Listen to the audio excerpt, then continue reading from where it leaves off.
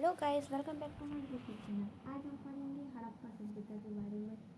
हड़प्पा के टीलों की खोज जो थी, सर्वप्रथम 1826 में चार्ल्स मैसन ने लोगों का ध्यान आकर्षित किया था। हड़प्पा के टीलों की ओर हम देखते हैं कि सर्वप्रथम 1826 में चार्ल्स मैसन ने लोगों का ध्यान आकर्षित किया। वहीं 1826 में चार्ल्स मैसन ने लोगों का ध्यान आकर्षित किया कि हाँ, कुछ ऐसी सभ्यता भी है। और वहीं 1856 में जॉन ब्रंटन और विलियम ब्रंटन ने हड़प्पा के टीलों से प्राप्त ईंटों का प्रयोग लाहौर से कराची तक रेलवे लाइन बिछाने में किया था।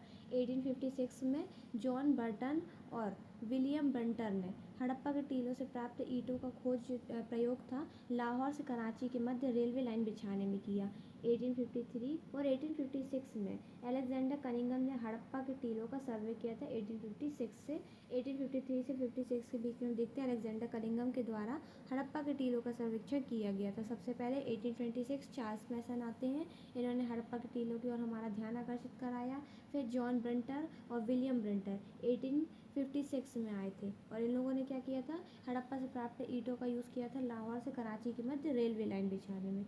1853 से 56 के मध्य में अलेक्जेंडर कनिंघम आते हैं और उन्होंने हड़प्पा के टीलों का सर्वे किया।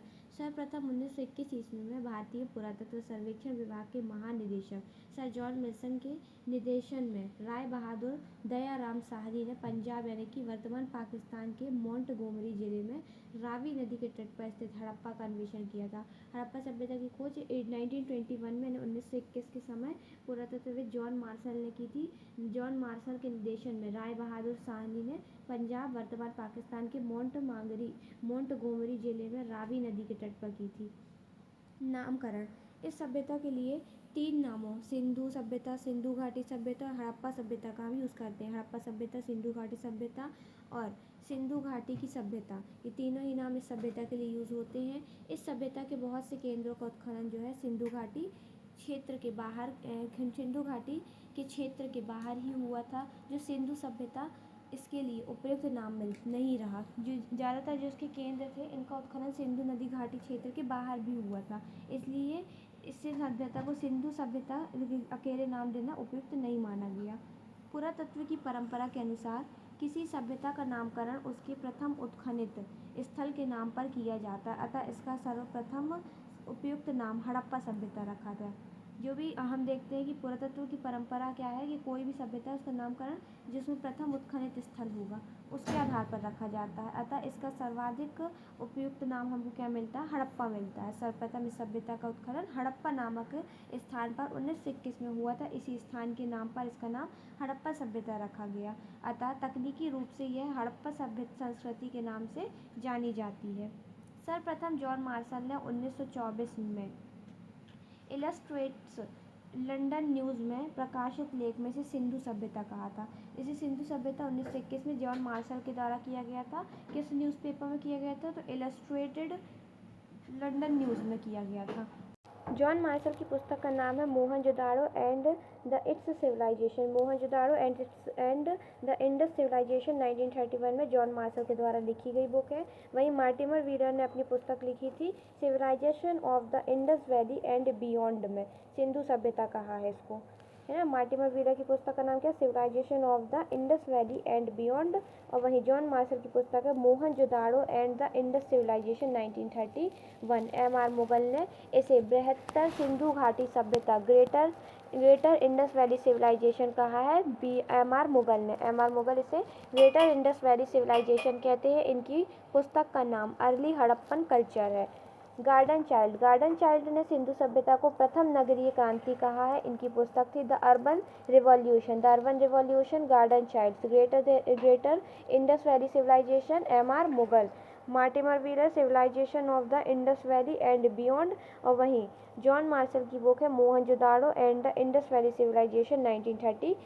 हड़प्पा सभ्यता का सर्वाधिक संकेंद्रण सरस्वती घाटी में घग्गर या हाकरा नदी के किनारे, इसलिए कतिपय विद्वान इसे सरस्वती सभ्यता या सिंधु सभ्यता के नाम से भी जानते हैं। सिंधु सरस्वती सभ्यता भी कहते हैं। हड़प्पा सभ्यता को तृतीय कांस्य युगीन सभ्यता भी कहा जाता है। कांस्य युग की 2 युक्त अन्य सभ्यताएं जो है मिस्र मेसोपोटामिया की भी थी। सिंधु सभ्यता के खोज स्थल, सिंधु सभ्यता के खोजे गए स्थल हम देखते हैं 917 स्थान भारत में 481 स्थान, पाकिस्तान में और 2 स्थान जो अफगानिस्तान में मिले हैं। ये आंकड़े नई खोजों के साथ बदलते हैं। इनमें से सर्वाधिक स्थल हमको गुजरात में मिलते हैं।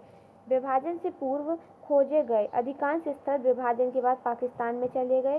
केवल 2 स्थल सतलज नदी पर कोटला निहंगा खा यानी रोपड़ और भादरा नदी पर रंगपुर काठियावाड़ भारत में शेष रहे हैं। अब हम देखते हैं हड़प्पा सभ्यता के काल के बारे में विद्वानों के मत। जॉन मार्शल कहते हैं 3250 से 2750 ईसा पूर्व का समय जॉन मार्शल के द्वारा दिया गया है। माधव स्वरूप वत्स इनके अनुसार 3500 से 2700 ईसा पूर्व का था। 3250 से 2750 मार्शल। माधव स्वरूप वत्स 3500 से 2700। मार्टिमर व्हीलर 2500 से 1500। फेयर सर्विस 2000 से 1500 का टाइम बताते हैं। वहीं डीपी अग्रवाल और रोमिला थापर ने 2300 से 1750 ईसा पूर्व इसका समय निर्धारित किया है। सर्वप्रथम जॉन मार्शल ने 1931 में हड़प्पा सभ्यता की तिथि ज्ञात की थी। रेडियो कार्बन 14C14 मेथड के विश्लेषण के आधार पर डीपी अग्रवाल द्वारा हड़प्पा सभ्यता की तिथि 2350 से 1750 ईसा पूर्व मानी गई। यह मत सर्वाधिक मान्य प्रतीत होता है। रेडियो कार्बन डेटिंग विधि 1946 में विलियार्ड फ्रैंक लिब्बी ने विकसित की थी। 1946 में रेडियो कार्बन डेटिंग विधि किसके द्वारा लाई गई थी? विलियार्ड फ्रैंक लिब्बी के द्वारा लाई गई थी। इसके लिए लिब्बी को 1960 ईस्वी का रसायन शास्त्र का नोबेल पुरस्कार भी दिया गया। जीवधारियों में कार्बन 14 की मात्रा 57 और 30 वर्षों में लगातार आधी रह जाती है, यानी 57-30 वर्षों में हम देखते हैं कि घटते जाती, लेकिन इससे शीशे में आयु ज्ञात नहीं होती। भारत में रेडियो कार्बन तिथि निर्धारण की पद्धति का प्रयोग सबसे पहले Tata institute of fundamental research TIFR Mumbai में हुआ था। सिंधु सभ्यता का क्षेत्र विस्तार देखते हैं हम। अफगानिस्तान के शोरतुगई और मुंडीगाक। अफगानिस्तान से 2 स्थल मिलेंगे हमको, शोरतुगई और मुंडीगाक। अब आता है बलूचिस्तान यानी पाकिस्तान में आता वर्तमान। यहाँ पे मेहरगढ़, सुतका, गैंडोर। देखो अफगानिस्तान से शोरतुगई मिलता है और पाकिस्तान में मिलता है हमको सुतका गैंडोर। मेहरगढ़, सुतका गैंडोर, शोतका कोई, बालाकोट, राना घुंडई कुल्ली, क्वेटा घाटी, दम्ब सादाब, डाबरकोट, जुदेर जोदड़ो और मेही। ये बलूचिस्तान पाकिस्तान के पूर्व स्थान है। वहीं सिंध पाकिस्तान साइड देखें तो हम कौन सा आते हैं? कोटजी, आमिरी, मोहनजोदाड़ो, अली मुराद, चांदुदारो, झूकर जोदड़ो। ये कहाँ के? सिंध पाकिस्तान के हैं। पंजाब पाकिस्तान साइड देखें तो हड़प्पा, डेरा इस्माइल खान कहाँ पड़ता है? पंजाब साइड पड़ता है। रहमान ढेरी, जलीलपुर, गुमला, ये कहाँ है? पंजाब पाकिस्तान में। पंजाब भारत में आते हैं रोपड़, बांडा और संघोल, चक 86।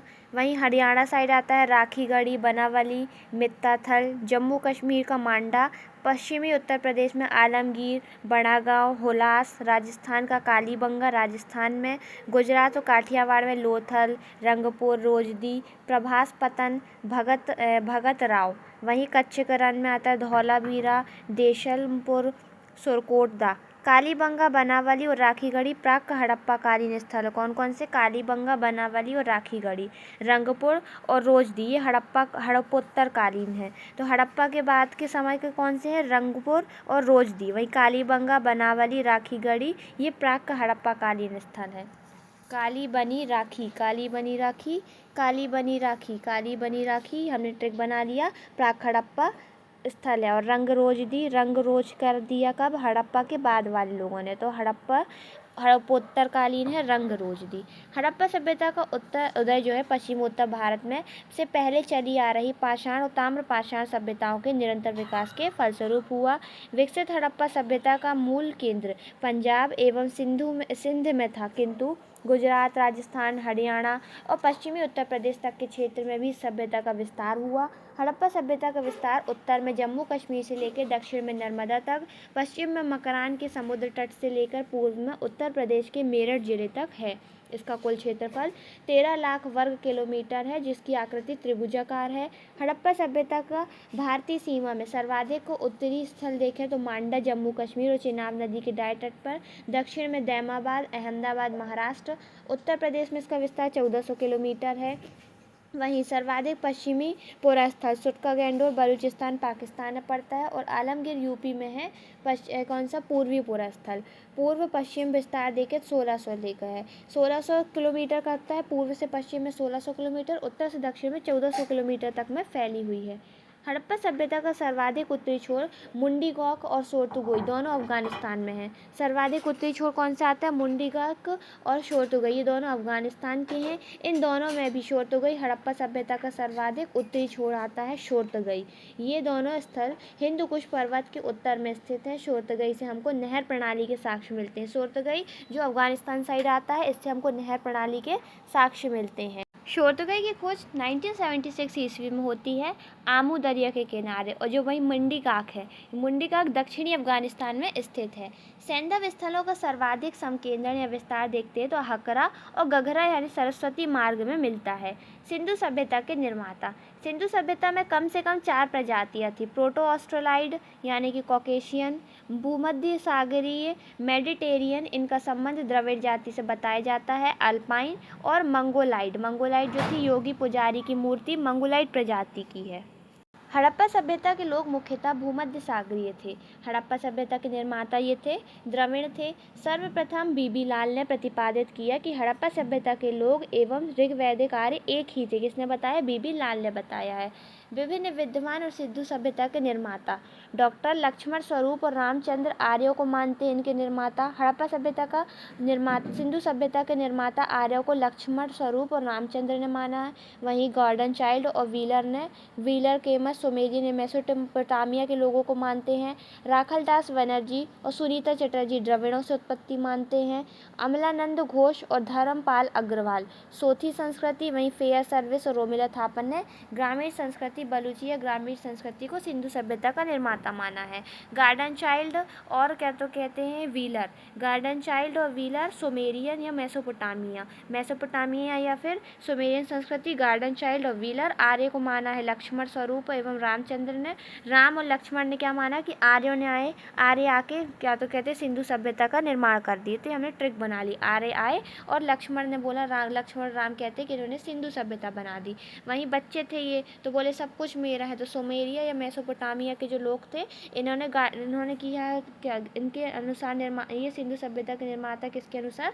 गार्डन चाइल्ड और व्हीलर के अनुसार। राखलदास बनर्जी सुनीता चटर्जी ने द्रविड़ बताया है ना। राख जो होती है उसको सब लोग धूमिल देखते हैं, तो द्रविड़ वहाँ से हमने एक रिलेट कर लिया।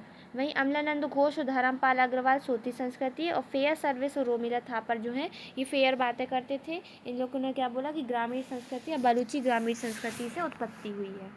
हड़प्पा सभ्यता का विकास हम देखते हैं 3 क्रमिक चरणों में होता है। प्राक हड़प्पा समय 3200 से 2600 ईसा पूर्व का समय प्राक हड़प्पा का समय कहा जाता है। परिपक्व हड़प्पा का समय 2600 से 1900 ईसा पूर्व का समय था और उत्तर परवर्ती हड़प्पा काल 1900 से 1300 ईसा पूर्व का समय। प्राक हड़प्पा समय 3200 से 2600, 2600 से 1900 परिपक्व हड़प्पा का समय आता है और उत्तर परवर्ती हड़प्पा का समय 1900 से 1300 ईसा पूर्व का समय था। प्राक हड़प्पा बस्तियाँ जो थी नव पाषाण युग और परिपक्व हड़प्पा सभ्यता के बीच में संक्रमण का प्रतिनिधित्व करती हैं। हड़प्पा सभ्यता प्राक हड़प्पा सभ्यताओं के निरंतर विकास का परिणाम थी। ये कृषक बस्तियाँ विकसित होकर 2500 ईसा पूर्व में हड़प्पा सभ्यता के रूप में परिणत हुई।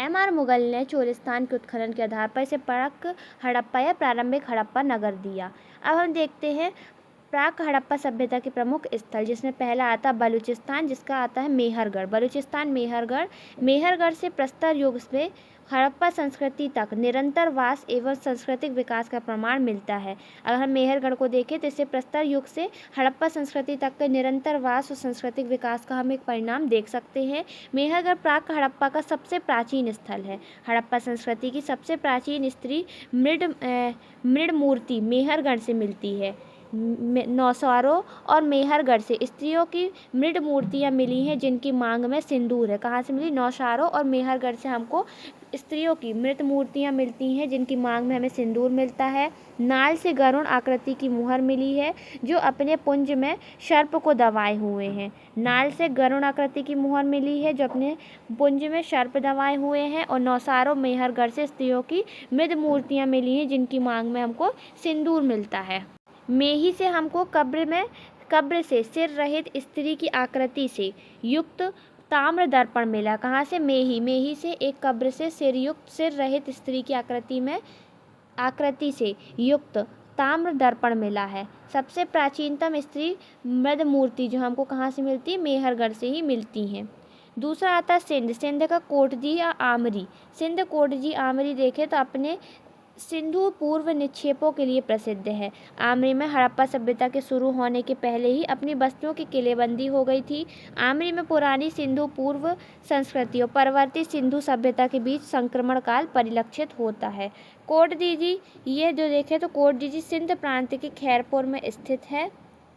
यहाँ से सामुदायिक अग्नि स्थल मिले हैं। कोटडीजी से हमको क्या मिलते हैं? सामुदायिक अग्नि स्थल मिले हैं। कोटडीजी का अंत जो है भयंकर अग्निकांडों से होता है। कोटडीजी के मृदभांडों पर सींग वाले देवता का अंकन है। कोटडीजी और आमरी सिंध के दो प्राकृत हड़प्पा स्थल हैं। संभवतः पाषाण युगीन सभ्यता का अंत, हड़प्पा सभ्यता का विकास यहीं से हुआ था। कोटडीजी से प्राप्त अवशेष हमको देखें तो वनाग्र, कांसे की चूड़ियाँ और हथियार मिलते हैं। कोटडीजी से पत्थर के वनाग्र और किलेबंद बस्तियों के भी साक्ष्य मिले हैं। वहीं कोटडीजी के अलावा प्राक हड़प्पा सीलों, मोहरों, कालीबंगा और पादरी के मृदभांडों पर भी सींग वाले देवता का अंकन है। आमरी का उत्खनन एम.जी. मजुमदार ने किया था। यहाँ 12 सिंगा का साक्ष्य मिलता है। आमरी का उत्खनन किसने किया था? एम.जी. मजुमदार ने किया था, जहाँ से 12 सिंगा का साक्ष्य मिलता है। गेंडा की हड्डियाँ जो है केवल आमरी से ही मिलती हैं। हमको पेपर में पूछा जाता है कि गेंडे की हड्डियाँ हमें कहाँ से प्राप्त हुई हैं, तो हमें ये आमरी से मिलती हैं। अब आता है गोमल घाटी, रहमान ढेरी या गुमला, और चौथा स्थल आता है पंजाब का पाकिस्तान। सरायखोला, जालीलपुर आदि सिंधु घाटी सभ्यता की आरंभिक बस्तियां थी। चोलिस्तान रेगिस्तान पाकिस्तान पंजाब के बहावलपुर में है। तुर्की भाषा में चोल शब्द का अर्थ होता है रेगिस्तान, स्थानीय भाषा में से रोही कहा जाता है। हकरा नदी का सूखा पाट इस क्षेत्र में है। यहाँ पर हड़प्पा सभ्यता के बहुत से स्थल खोजे गए हैं। इनमें गनेड़ी वाला प्रमुख है। पाकिस्तान के पुरातत्वविद रफ़ीक मुगल ने चोलिस्तान क्षेत्र में उत्खनन करवाया। रफ़ीक मुगल की पुस्तक मिलती है हमको ancient Cholistan archaeology and architecture. ये किसकी पुस्तक है? रफ़ीक मुगल की है। Ancient Cholistan archaeology and architecture. Rajasthan में देखें तो प्राक हड़प्पा बस्ती में कालीबंगा और सोथी है। कालीबंगा में दक्षिण पूर्वी भाग में जुते हुए खेत के साक्ष्य मिले हैं। जौ की खेती के साक्ष्य, दुर्गीकरण और भूकंप के साक्ष्य जो हैं प्राक हड़प्पा काल के हैं। हरियाणा में राखी गढ़ी, बनावली, कुणाल, बालू, सिसवाल और भिराना। वहीं पंजाब के रोहिला और मरोना है। प्राक हड़प्पा में हम ईंटों का अनुपात देखें तो 3:2:1 का अनुपात था। अब हम देखते हैं परिपक्व हड़प्पा सभ्यता, जिसमें आता है सबसे पहले हड़प्पा। हड़प्पा पाकिस्तान के पंजाब प्रांत के पुराने मोंटगोरी जिले में, वर्तमान साहीवाला जिले में रावी नदी के बाएं तट पर स्थित हड़प्पा के टीलों की सर्वप्रथम जानकारी 1826 में चार्ल्स मैसन ने दी थी। 1921 ईस्वी में दयाराम साहनी ने इसका सर्वेक्षण किया और बाद में इस स्थान पर उत्खनन कार्य आरंभ होता है। कब? 1921 में दयाराम साहनी के द्वारा उत्खनन कराया गया था। 1926 में माधो स्वरूप वत्स ने तथा 1946 में मार्टिमर व्हीलर ने हड़प्पा सभ्यता का व्यापक स्तर पर उत्खनन कराया था। सबसे पहले कब देखते हैं? 1826 चार्ल्स मैसन के द्वारा सर्वप्रथम जानकारी दी गई 1826 में। फिर 1821 में दयाराम साहनी ने इसका सर्वेक्षण किया और बाद में उत्खनन प्रारंभ हुआ। 1926 में माधव स्वरूप वत्स के द्वारा और 1946 में मार्टिमर व्हीलर ने, पहले जॉन मार्शल थे, मैसन थे चार्ल्स मैसन, और अब मार्टिमर व्हीलर हैं। इन्होंने हड़प्पा का व्यापक स्तर पर उत्खनन करवाया। हड़प्पा को तोरण द्वार का नगर एवं अर्ध औद्योगिक नगर कहा जाता है। तोरण द्वार का नगर और अर्ध औद्योगिक नगर कहा जाता है हड़प्पा को। हड़प्पा के 2 टीलों में, पूर्वी टीले को नगर टीला, पूर्व में नगर, और पश्चिमी टीले को दुर्ग टीला कहते हैं। तो उसकी ट्रिक बना ली कि पश्चिम बंगाल में दुर्गा पूजा होती है, तो पश्चिमी टीला दुर्ग टीला और पूर्वी टीला नगर टीला है। दुर्ग टीले को व्हीलर ने माउंट एबी की संज्ञा दी थी। माउंट एबी दुर्ग टीले को कहा गया है। हड़प्पा के आवास क्षेत्र के दक्षिण में हमको एक कब्रिस्तान मिला, जिसे कब्रिस्तान 837 या कब्रिस्तान एच नाम दिया गया, जिसका उत्खनन J.M. कैनोयर ने करवाया था। J.M. कैनोयर ने करवाया था। R37 कब्रिस्तान का उत्खनन। शव काष्ठ पेटिका मिली है जो देवदार की लकड़ी की बनी थी। हमको क्या मिलती है? शव काष्ठ पेटिका मिलती है जो देवदार की लकड़ी की बनी थी। यहाँ के कंकालों में गांठिया यानी कि जोड़ों के रोग की बीमारी की अधिक पाई गई है।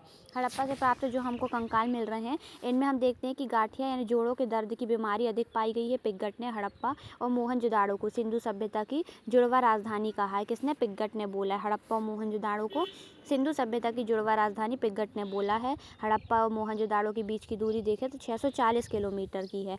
गढ़ भाग के उत्तर में एक अन्य टीला जो है जिसे माउंट डफ कहा जाता है, माउंट एफ कहा जाता है, जो गढ़ भाग के उत्तर में एक अन्य टीला है। हड़प्पा से मिला सबसे विशाल अवशेष जो है छः की पंक्ति में निर्मित कुल 12 कक्षों वाला एक अन्नागार मिला है जो 6 की पंक्ति में बना हुआ है। ये अन्नागार हड़प्पा सभ्यता के समस्त केंद्रों में मिले अवशेषों में लोथल के गोदीवाड़े के बाद सबसे विशाल है। लोथल में गोदीवाड़ा मिला है, इसके सबसे बाद सबसे विशाल जो है यही अन्नागार है जो 6 की पंक्तियों में निर्मित है और 12 कक्ष हैं।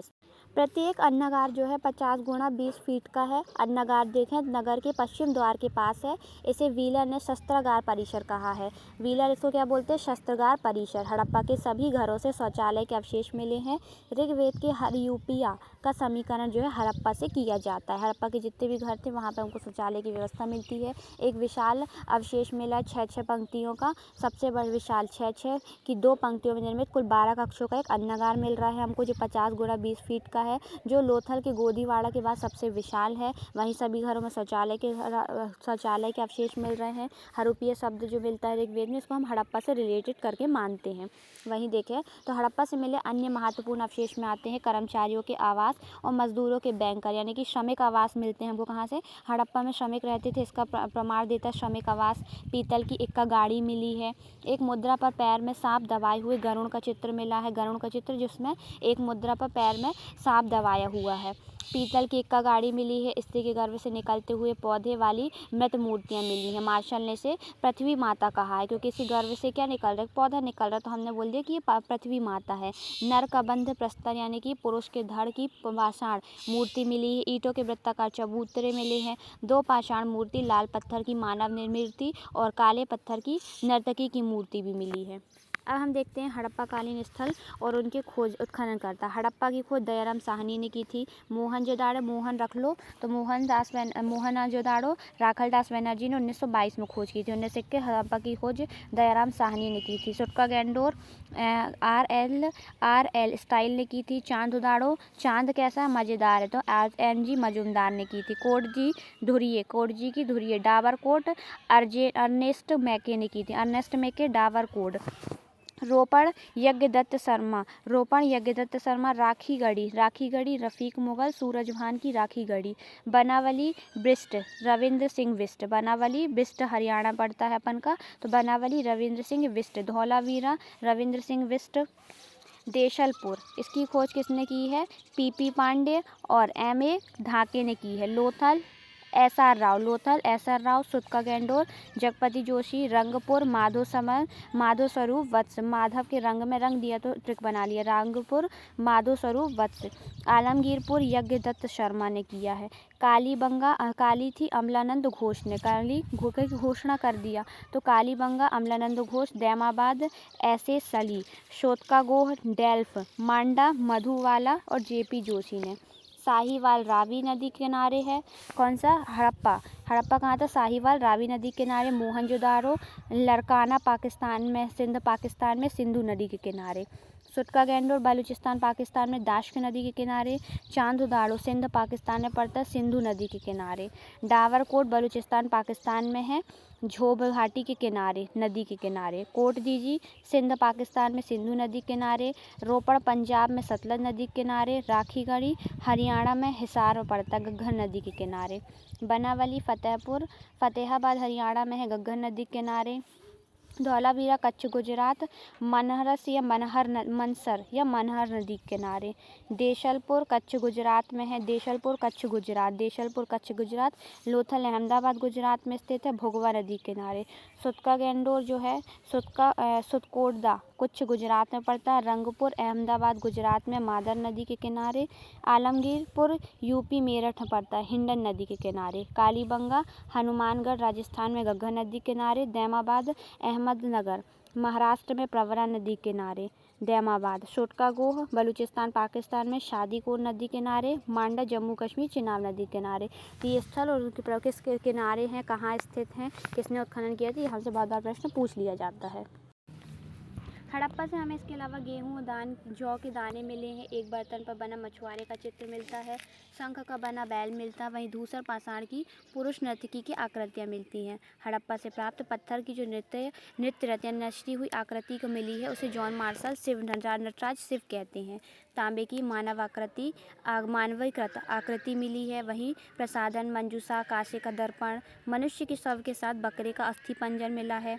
पशुओं की हड्डियों का ढेर भी मिला है।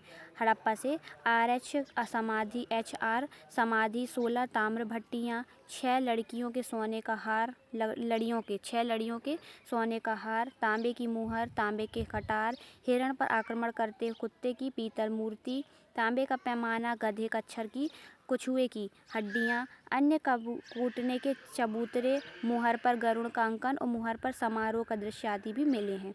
हड़प्पा से कब्रिस्तान संस्कृति के साक्ष्य मिलते हैं। हड़प्पा से लकड़ी का ताबूत बुदन कॉफिन मिला है जो समाधान प्राप्त होता है। इसको हम विदेशों की कब्र मानते हैं कि विदेशी कब्र थी कोई। सर्वाधिक लेखयुक्त अगर हम मोहरें देखें तो हड़प्पा से मिली हैं, लेकिन सर्वाधिक मोहरें जो है मोहनजोदाड़ो से मिली है। मोहनजोदाड़ो में सबसे ज़्यादा मोहरें मिली हैं और अगर लेखयुक्त मोहरें कोई पूछे तो ये हड़प्पा से मिलती हैं। मोहनजोदाड़ो सिंध का नल खालिस्तान में स्थित है। सिंधी भाषा में मोहनजोदाड़ो का शाब्दिक अर्थ होता है मृतकों का टीला। इसे मुर्दों का भाटा भी कहते हैं। मोहनजोदाड़ो के उपनाम है सिंध का बाग, सिंध का नलगिस्तान, रेगिस्तान का बगीचा, स्तूपों का शहर। मोहनजोदाड़ो को स्तूपों का शहर, रेगिस्तान का बगीचा, सिंध का बाग और सिंध का नलखिस्तान कहते हैं। मोहनजोदाड़ो सिंध के लड़काना जिले में सिंधु नदी के दाहिने तट पर स्थित है। इसकी खोज राखाल दास बनर्जी ने 1922 में की थी। यहाँ से सभ्यताओं के 7 क्रमिक स्थल मिले हैं। बाढ़ के कारण मोहनजोदाड़ो 7 बार उजड़ा भी है और 7 बार बसा भी है। 1930 के दशक में अर्नेस्ट मैके, 1945 में व्हीलर और 1965 में जॉर्ज डेल्स ने मोहनजोदाड़ो का उत्खनन किया। बृहद स्नानागार मोहनजोदाड़ो क्या था, एक इंसान था तो स्नान करता था, तो स्नानागार मिला मोहनजोदाड़ो से। इसमें स्नानागार जो है किले या दुर्ग के टीले हैं। स्नानागार के उत्तर एवं दक्षिण में हम देखे हैं तालाब में उतरने हेतु 9 सीढ़ियां बनी हुई हैं। यह स्नानागार धार्मिक उद्देश्यों के लिए स्नान हेतु निर्मित हुआ था, जो 39 फीट यानी 11.89 मीटर लंबा और 23 फीट यानी कि 7.1 मीटर चौड़ा है और 8 फीट यानी कि 2.44 मीटर गहरा है। तो देखो 39 फीट लंबा, 23 फीट चौड़ा और 8 फीट क्या है, गहरा है। वहीं 11.89 मीटर लंबाई मान लो, 7.1 मीटर मान लो अपनी के चौड़ाई और 2.44 मीटर गहरा है। जॉन मार्शल ने इसे तत्कालीन विश्व का एक आश्चर्यजनक निर्माण कहा है। बृहद स्नानागार की तुलना DD कौशाम्बी ने पुष्कर कमलताल से की है। पुष्कर कमलताल से बृहद स्नानागार की तुलना DD कौशाम्बी करते हैं। विश्व में वाटर प्रूफिंग का पहला उदाहरण मोहनजोदाड़ो के स्नानागार में मिलता है। मोहनजोदाड़ो के विशाल स्नानागार के निर्माण में बिटुमेन का प्रयोग किया गया है। अन्नागार मोहनजोदाड़ो की सबसे बड़ी इमारत इसका विशाल अन्नागार है। अन्नागार भी मिला जो 45.71 मीटर लंबा और 15.23 मीटर चौड़ा था। अन्नागार किले के बाहर या नदियों के तट पर स्थित होते थे इसलिए, लेकिन मोहनजोदाड़ो का अन्नागार किले के अंदर था। हड़प्पा मोहनजोदाड़ो लोथल और कालीबंगा में अन्नागार का साक्ष्य मिलता है। हड़प्पा और सुमेरियन मेसोपोटामिया में अन्न भंडार प्रणाली में समानता है। सड़कें मोहनजोदाड़ो में ग्रिड पैटर्न पर समानांतर सड़कों का जाल बिछा हुआ था। टीले देखें तो मोहनजोदाड़ो के पश्चिम भाग में स्थित दुर्ग टीले के ऊपर कुषाण शासक कनिष्क ने एक स्तूप निर्मित करवाया था, अतः इसे स्तूप टीला आध्यात्मिक नगर भी कहते हैं। पश्चिमी दुर्ग टीले की खोज व्हीलर ने की थी। पूर्वी टीले को HRVSD के क्षेत्रों में विभाजित किया गया। मोहनजोदाड़ो की शासन व्यवस्था देखें तो राजतंत्रात्मक न होकर जनतंत्रात्मक थी। जनता का शासन चलता था, ना कि राजा का। मोहनजोदाड़ो से प्राप्त अन्य अवशेष में देखें तो मोहनजोदाड़ो से प्राप्त सबसे महत्वपूर्ण धातु निर्मित मूर्तियों में कांसे और नर्तकी एवं प्रस्तर की योगी और पुजारी की मूर्तियां हैं। कांसे की नृत्य नारी की मूर्ति 14 सेंटीमीटर ऊंची है। यूनिकॉर्न प्रतीक वाली 2 चांदी की मोहरें मिलती हैं। सर्वाधिक भारी बटखारा जो है मोहनजोदाड़ो से ही मिलता है। गॉबलेट वस्त्र निर्माण का एवं चांदी का प्राचीनतम साक्ष्य मोहनजोदाड़ो से मिलता है। वस्त्र निर्माण चांदी का साक्ष्य मोहनजोदाड़ो के मृदभांडों पर कांच के समान ओपकारी की गई है, जो विश्व में ओपकारी का पहला प्रमाण है। महाविद्यालय भवन या कॉलेज ऑफ प्रीस्ट का कॉलेज यानी पुरोहित का महाविद्यालय भी मोहनजोदाड़ो से मिला है हमको। इसके लिए हमने ट्रिक बना ली कि मोहन एक इंसान है जो पूजा भी करता था तो पुजारी की मूर्ति, नहाता था तो स्नानागार, और खाता था तो अन्नगार मिला है। मुद्रा पर अंकित पशुपतिनाथ यानी शिव की मूर्ति, सूती कपड़ा, हाथी का कपाल खंड, कुंभकारों के 6 भट्टे, कुम्हारों की वस्तियाँ, गले हुए तांबे के ढेर, सीपी की बनी हुई पटरी, घोड़े के दांत एवं घोड़े की मृद मूर्तियाँ, ऊँट की हड्डियाँ मोहनजोदाड़ो से मिली है। गीली मिट्टी पर कपड़े के साक्ष्य, अंतिम स्तर पर बिखरे हुए नरकंकाल और कुबड़ वाला बैल का खिलौना भी हमको मोहनजोदाड़ो से मिलता है। बकरी के पीछे चाकू लिए हुए व्यक्ति का चित्रण, पशु बलि का प्रतीक हमको कहाँ मिल रहा, मोहनजोदाड़ो मिल रहा कि बकरी है, उसके पीछे एक चाकू लिए व्यक्ति खड़ा हुआ है। 20 स्तंभों वाला भवन, मोहर पर सुमेरियन नावों का अंकन, चांदी का कलश एवं शिलाजीत, तांबे की हेयर पेन, शलाकायुक्त तलवारें, कांस्य निर्मित भैंसें और मेढ़े की आकृतियाँ, वृषभ मुद्रा, सर्वाधिक कुओं की प्राप्ति, पट्टेदार जल निकासी। मोहनजोदाड़ो से चांदी के बर्तन में कपड़े के अवशेष और तांबे के उपकरणों को लपेटे सूत का कपड़ा एवं धागा मिला है। KUR कैनेडी को मोहनजोदाड़ो के कंकालों से मलेरिया के साक्ष्य हम देखेंगे। मोहन एक इंसान था, जहाँ मलेरिया भी हुआ होगा उसको, तो माँ से मोहनजोदाड़ो, माँ से मलेरिया के साक्ष्य, जबकि व्हीलर ने नर कंकालों के आधार पर संहार सिद्धांत दिया। मोहनजोदाड़ो से किसी कब्रिस्तान के साक्ष्य नहीं मिले। मोहनजोदाड़ो में मोहन इंसान था पर वहाँ कोई कब्र नहीं मिलती हमको। मोहनजोदाड़ो और हड़प्पा के मकान पक्की मिट्टी के ईंट से बने थे। मोहनजोदाड़ो से प्राप्त एक प्रसिद्ध मोहर के अग्र भाग पर योगी की आकृति और पश्च भाग पर वृषभ वैल की आकृति मिली कि एक योगी बैठा हुआ है, उसके पीछे वृषभ वैल है। सर्वाधिक मोहरें मोहनजोदाड़ो से प्राप्त हुई हैं और लेख युक्त मोहरें हड़प्पा से मिलती हैं। चांदुदाड़ो मोहनजोदाड़ो से 80 मील दक्षिण में स्थित चांदुदाड़ो की खोज 1931 में NG मजुमदार ने की थी। 1935 में अर्नेस्ट मैके ने चांदुदाड़ो की उत्खनन किया था। अर्नेस्ट मैके के द्वारा उत्खनन और NG मजुमदार ने खोज की थी। चांदुदाड़ो से हड़प्पोत्तर कालीन संस्कृति, जिसे झूकर संस्कृति और झांकर संस्कृति कहते हैं, के अवशेष मिले हैं। झूकर के बाद झांकर संस्कृति आई। झूकर में शहरीकरण का अभाव है। पत्थर के वाट और नारी की टेराकोटा मूर्तियां भी हमको झूकर संस्कृति में नहीं मिलती हैं। चांदुदाड़ो मन के बनाने का प्रमुख केंद्र था। यहाँ के कारीगर सीप, मुद्रा यानी मोहरे भी बनाते थे। यहाँ गुड़िया निर्माण का कारखाना भी मिला है। मोहरे काटने के लिए धातु के उपकरण भी मिलते हैं। चांदुदाड़ो हड़प्पा सभ्यता का औद्योगिक केंद्र था। औद्योगिक केंद्र कौन था? चांदुदाड़ो था।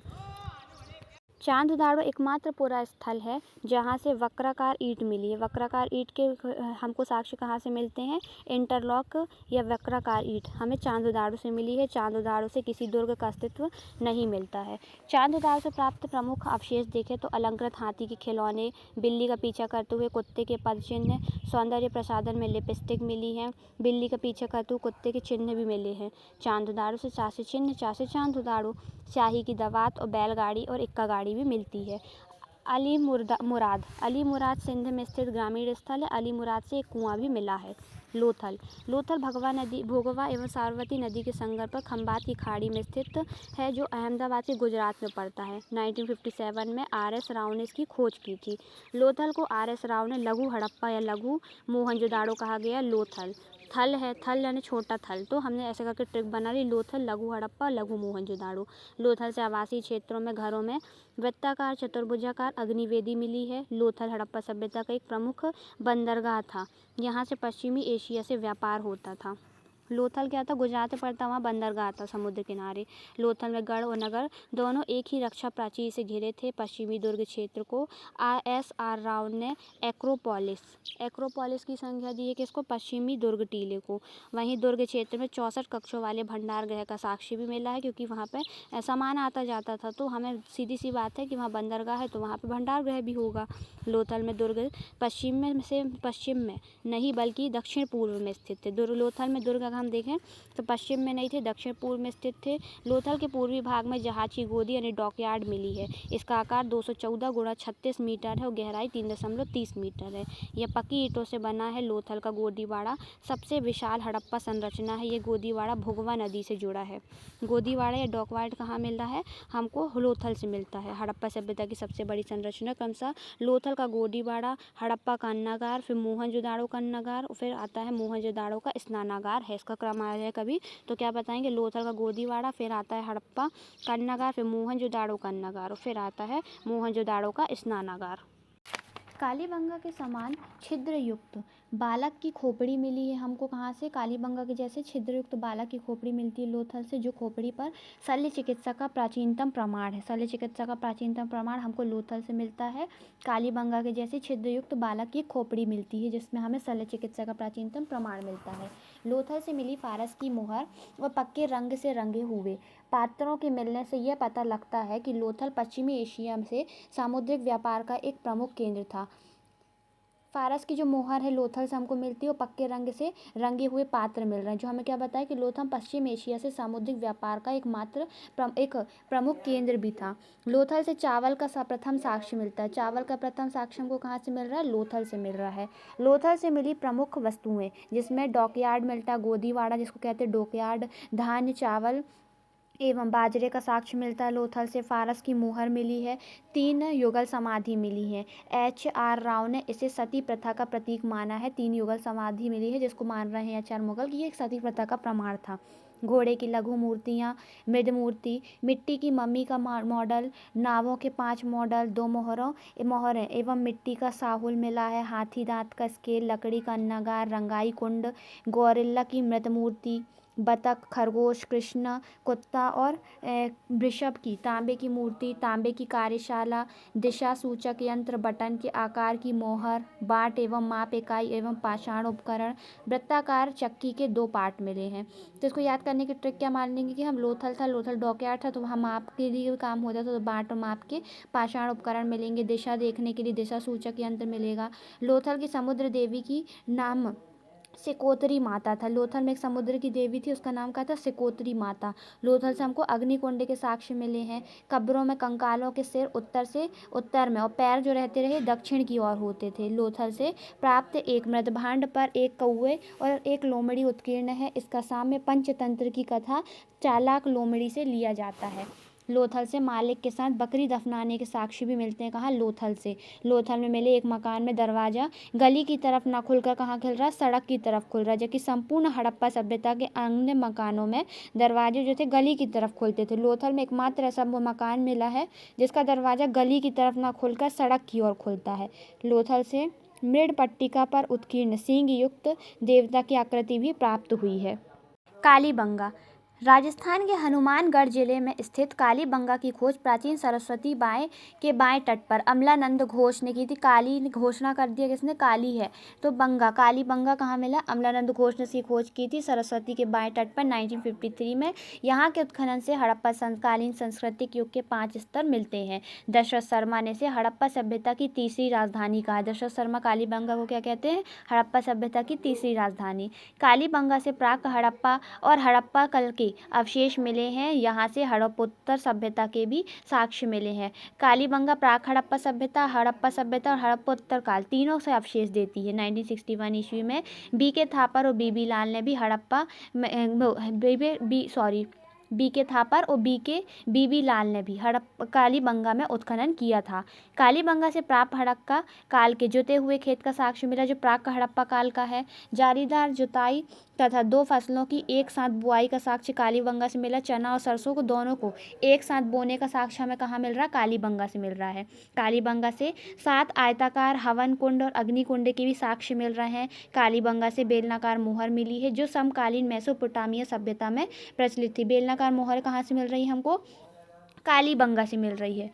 यहाँ से एक युगल समाधि और प्रतीकात्मक समाधि भी मिलती है। कालीबंगा से हमको युगल समाधि, प्रतीकात्मक समाधि, बेलनाकार मोहर, हवन कुंड, अग्निकुंड, जुते हुए खेत के साक्ष्य मिल रहे हैं। हड़प्पा, मोहनजोदाड़ो और कालीगंगा में एक सी नगर योजना थी, परंतु मोहनजोदाड़ो के विपरीत कालीबंगा के घर जो थे कच्ची ईंटों के बने थे। अभी तक हम पक्की ईंटों के मकान देख रहे थे, लेकिन कालीबंगा में हम सोच रहे हैं ट्रिक लगा लेते हैं। काली मिट्टी थी तो उन लोगों ने सोचा कि अच्छी मिट्टी, काली मिट्टी अच्छी होती है, तो उन लोगों ने कच्ची मिट्टी के वो बना दिए, काली मिट्टी से ही कच्ची मिट्टी के ईंट के मकान बना दिए। इसलिए हमें वहाँ के जो घर हैं कच्ची ईंटों के बने मिलते हैं और कालीबंगा जो है दीनहीन बस्ती प्रतीत होती है, क्योंकि गरीब लोग माने जा रहे हैं, कच्ची ईंट का यूज़ हो रहा है।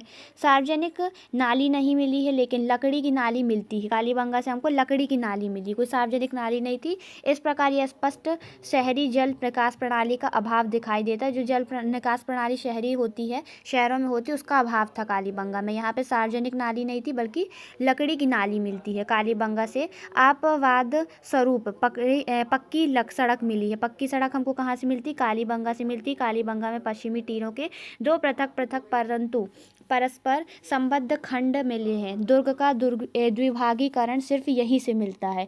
एक टीले खंड में दुर्ग का द्विभागीकरण सिर्फ यहीं से मिलता है। एक टीले में जनसंख्या का विशिष्ट वर्ग निवास करता था और दूसरे टीले में हवन कुंडों के अस्तित्व के साक्ष्य मिलते हैं। इसके पश्चिम में कब्रिस्तान है। कालीबंगा में दुर्ग और नगर क्षेत्र दोनों अलग अलग रक्षा प्राचीर से घिरे थे। किसी अन्य हड़प्पा नगर में निचला नगर रक्षा प्राचीर से नहीं घिरा है, लेकिन नवीन उत्खनन से पता चलता है कि हड़प्पा और मोहनजोदाड़ो के निचले भाग भी रक्षा प्राचीर से घिरे हुए थे। लेकिन मेनली देखा जाए तो कालीबंगा में दुर्ग और नगर क्षेत्र दोनों अलग अलग रक्षा प्राचीर से घिरे हुए थे।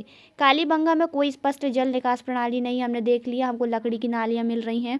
कालीबंगा में शवों की अंत्येष्टि के लिए 3 विधियों पूर्णतः समाधिकृत, आंशिक समाधिकरण और दाह संस्कार के प्रमाण मिलते हैं। जो हम 3 विधियां देखती हैं शवों की अंत्येष्टि की, पूर्ण समाधिकरण, आंशिक समाधिकरण और दाह संस्कार, इसके प्रमाण कालीबंगा से मिलते हैं। वहीं हमने मोहनजोदाड़ो में देखा कि वहाँ पे किसी को भी दफनाने के साक्ष्य हमें मोहनजोदाड़ो में नहीं मिले हैं। कालीबंगा से मिली सेलखेड़ी की मुहरों और मिट्टी की छोटी मोहरों से हड़प्पा कालीन लिपि के समान अक्षर मिले हैं। अलंकृत ईंट एवं पूरी हाथी दांत केवल कालीबंगा से मिले हैं। अगर हम अलंकृत ईंटों की बात करें और हाथी दांत, तो केवल और केवल कालीबंगा से हमको हाथी दांत और अलंकृत ईंट के साक्ष्य मिलते हैं। कालीबंगा से मिले प्रमुख अवशेष में हम देखेंगे तो बेलनाकार मोहर, चावल के साक्ष्य मिले हैं। ईंट से निर्मित चबूतरे, फर्श में अलंकृत ईंटों का प्रयोग, हल के निशान निर्जते हुए खेत के साक्ष्य, हवन कुंड, युग्म प्रतीकात्मक समाधि, ऊँट की अस्थियाँ। मोहनजोदाड़ो से भी ऊँट की अस्थियाँ मिली थी और कालीबंगा से भी मिली ऊँट की अस्थियाँ।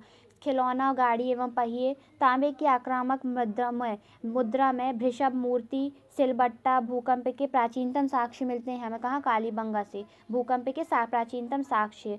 मृद पट्टिका पर सींग युक्त देवता की आकृति, कंकन, हाथी दांत की कंघी, एक पल्ले वाला दरवाजा। कालीबंगा के अनेक घरों में अपने अपने कुएं थे। कालीबंगा से मिट्टी की काले रंग की चूड़ियाँ प्राप्त हुई हैं, अतः इसका नाम कालीबंगा रखा गया। कालीबंगा से ही हमको माता देवी की कोई मूर्ति नहीं मिली है। कालीबंगा एवं लोथल से खोपड़ी की शल्य चिकित्सा के प्रमाण मिलते हैं। अब आता है बनावली। बनावली यह समृद्ध लोगों का नगर था। बनावली विस्ट हरियाणा के फतेहाबाद जिले में रंगोई नदी के तट पर स्थित है। इसका पुरास्थल की खोज रविंद्र सिंह बिष्ट ने की थी। तो हमने ट्रिक बना ली, बालावली विस्ट हरियाणा, यानी कि रविंद्र सिंह बिष्ट ने खोज की थी। कहाँ? हरियाणा में फतेहाबाद जिले में रंगोई नदी के तट पर 1973 में। बानावली में भी कालीबंगा की तरह प्राक हड़प्पा और हड़प्पाकालीन संस्कृति मिली, लेकिन हड़प्पा में हमको प्राक हड़प्पा और हड़प्पोत्तर संस्कृति के साक्ष्य मिलते हैं, कि बनावली में हमको केवल प्राक हड़प्पा और हड़प्पाकालीन संस्कृति मिली है। बनावली में जल निकास प्रणाली, जो सिंधु सभ्यता की सबसे महत्वपूर्ण विशेषता थी, इसका अभाव था। बनावली में भी हम देखते जल निकास प्रणाली नहीं थी, वहीं स्पष्ट जल निकास प्रणाली हमको कालीबंगा में भी नहीं मिलती। बनावली से प्राप्त कुछ प्रमुख अवशेष देखें तो खिलौने के रूप में हल की आकृति, मिट्टी का हल का टेराकोटा मॉडल मिला बनावली से। जौ के अवशेष मिले हैं, तो टेराकोटा मॉडल हल का कहाँ से मिला? बनावली से मिला, बना दिए था आकृति, ऐसे करके हमने ट्रिक कर लिया। जौ के अवशेष मिले हैं, तिल सरसों के ढेर, तांबे के वर्णाग्र, सेलखड़ी एवं पक्की मिट्टी की मोहरें जिन पर सैंधव लिपि है। मातृ देवी की लघु मृदी मूर्तियाँ, आरायुक्त मृद महिया और मिट्टी के बर्तन जिसमें धावन पात्र यानी कि वॉश बेसिन जो है, ये मिलता है हमको कहाँ से? धावन पात्र, वॉश बेसिन बनावली से मिलता है। सुतगोड़दा गुजरात में पड़ता है। सुतका गैंडोर जो है अफगानिस्तान में है और शोरतगई अफगानिस्तान में पड़ता है। सुतका गैंडोर बलूचिस्तान पाकिस्तान में पड़ता है। सुतका गैंडोर और वहीं हम देखते हैं कि सुरकोटदा कहाँ पड़ता है? सुरकोटदा गुजरात में है। सुरकोटदा गुजरात के कच्छ जिले में स्थित सुरकोटदा की खोज सर्वप्रथम 1964 में जगपति जोशी ने की थी। सुरकोटदा कूटता कौन है इंसान? जो उसमें कूटता है, तो हमने ट्रिक बनाई। सुरकोटदा गुजरात के कच्छ जिले में स्थित है। सुरकोटदा की खोज सर्वप्रथम 1964 में जगपति जोशी ने की थी। यहाँ से प्राचीर युक्त बस्ती मिली है। सुरकोटदा हड़प्पा सभ्यता के पतन को दर्शाता है। कौन? सुरकोटदा के अंतिम स्तर में घोड़े की अस्थियाँ मिली हैं। ऊँट की अस्थियाँ कालीबंगा से भी मिलती हैं। साथ ही साथ हमने कहाँ देखा था? ऊँट की अस्थियाँ मोहनजोदाड़ो में देखी थी और उसके बाद कालीबंगा में देख लिया। वहीं सुरकोटदा में क्या देखते हैं हम? घोड़े की अस्थियाँ। यह महत्वपूर्ण खोज है क्योंकि घोड़े की अस्थियाँ अन्य किसी भी हड़प्पा कालीन स्थल से नहीं मिली है। केवल सुरकोटदा ही एकमात्र स्थल है हड़प्पा काल का जहाँ हमें घोड़े की अस्थियाँ मिलती हैं। पाकिस्तान की स्वात घाटी में गलीगाई, बलूचिस्तान में पिराक और महाराष्ट्र में इनाम गांव में भी घोड़े के साक्ष्य मिलते हैं। सुरकोटदा से प्राप्त अवशेष को याद करेंगे हम। घोड़े की अस्थियाँ, घोड़े की हड्डियाँ, विशेष प्रकार के कब्रगाह जिसमें 4 कलश समाधानों के साक्ष्य मिलते हैं। सुरकोटदा से मिलते 4 कलश समाधान, तराजू का पलड़ा और शॉपिंग कॉम्प्लेक्स कहाँ मिलते हैं? सुरकोटदा में। कूट देगा आदमी अगर तुम शॉपिंग नहीं कराओगे तो उसको। तो सुरकोटदा में शॉपिंग कॉम्प्लेक्स मिले हैं। घोड़े की हड्डियाँ मिली हैं। शॉपिंग करने किससे जाएगा? घोड़े से जाएगा, तो घोड़े की हड्डियाँ मिली। तराजू में तौलेगा पैसे, तो तराजू का पलड़ा मिला है। और विशेष प्रकार के कब्रिस्तान, 4 लोग गए थे, चारों मर गए घोड़े से दब के, तो हमने ऐसे ट्रिक बना ली। तो 4 कलश समाधानों के साक्ष्य मिले। रंगपुर अहमदाबाद जिले में स्थित है। इसकी खोज MS वत्स ने की थी। रंगपुर तथा प्रभासपत्तन सिंधु सभ्यता के औरस पुत्र हैं। रंगपुर और प्रभासपत्तन, इन्हें क्या प्रभासपत्तन सोमनाथ को कहते थे। प्रभासपत्तन पूछा जा सकता है पेपर में, किसे कहते थे? सोमनाथ को कहते थे। ये क्या थे? सिंधु सभ्यता के औरस पुत्र थे। रंगपुर से ना तो कोई मुद्रा और ना ही कोई मातृ देवी की मूर्ति मिली। रंगपुर में सैंधव सभ्यता के उत्तरकालीन अवशेष मिले हैं। यहाँ से कच्ची मिट्टी का दुर्ग भी मिला है। रंगपुर से चावल की खेती के साक्ष्य भी मिलते हैं और इसके पहले लोथल से मिले थे, हमको चावल की खेती के साक्ष्य मिले थे। अब देखते हैं रोजदी गुजरात में भादर नदी के उत्तरी तट पर स्थित है। रोज क्या दी? भादर दी, गुजरात में है ना। रोजदी से हाथी के अवशेष मिले। घोड़े के अवशेष सुरकोटदा, घोड़े के अवशेष मोहनजोदाड़ो, कालीबंगा, ऊँट की हड्डियाँ और हाथी के अवशेष रोजदी से मिले हैं। मालवड़ काठियावाड़ गुजरात के सूरत जिले में ताप्ती नदी के निचले मुहाने पर स्थित है। मालवड़ गुजरात में आता है। यह हड़प्पा सभ्यता का एक बंदरगाह था। मालवड़ का पता FR ऑल्चिन तथा JP जोशी ने 1967 में लगाया था और 1970 में सीमित उत्खनन करवाया। मालवड़ से हमको लाल चमकीले पत्थर, काले एवं लाल इत्यादि प्रकार के मृदभांड मिले हैं, जो इस बात का घोतक है कि मालवड़ मध्य भारतीय, ढक्कनी और सौराष्ट्र के ताम्रपाषाणकालीन संस्कृति का संगम स्थल था। यहाँ से हमको तांबे और कांसे के उपकरण, सांड की मृत मूर्तियाँ, कार्निलन के मनके और जंगली और पालतू पशुओं की हड्डियाँ भी मिलती हैं। आगे की सिंधु घाटी के प्रमुख स्थलों को हम नेक्स्ट वीडियो में देखेंगे। सिंधु घाटी सभ्यता के पार्ट 2 को देखने के लिए लाइक, शेयर एंड सब्सक्राइब।